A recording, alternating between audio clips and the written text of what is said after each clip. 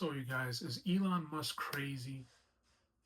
For all my Tesla owners out there, as you know, FSD is basically gone away with outright purchasing it.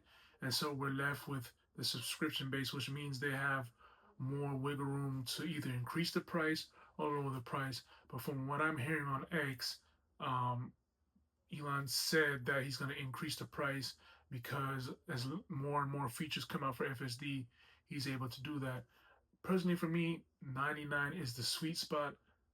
But in my case right now, because I have a hardware 3 and we're not getting all the features that hardware 4 has, I think $50 would be the sweet spot for hardware 3 owners. Now, for hardware 4, like I said, 99 will be fine. Hardware 5, it could be up to 150, but to me, I think 99 is the sweet spot overall. And so when you have no way to purchase the FSD outright, I think it's the wrong move. I think the right move would have that they should have done was reduce the price. Ain't nobody paying eight grand outright for that. You know, I'm just gonna say the people out there, the hardcore Tesla people that brought it for 15 grand, all of you are a bunch of clowns. Anybody who brought it for 8 grand is a bunch of clowns. I think it's worth 2 to 3 grand at most. Like, come on.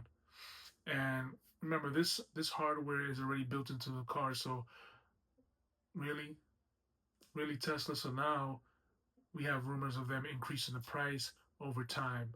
Um, as well as you see Rivian out here, they got you know, their autopilot type feature that's being sent out right now. But their monthly payment I think is about $25 a month or $50 a month, and then 2,500 to buy it outright.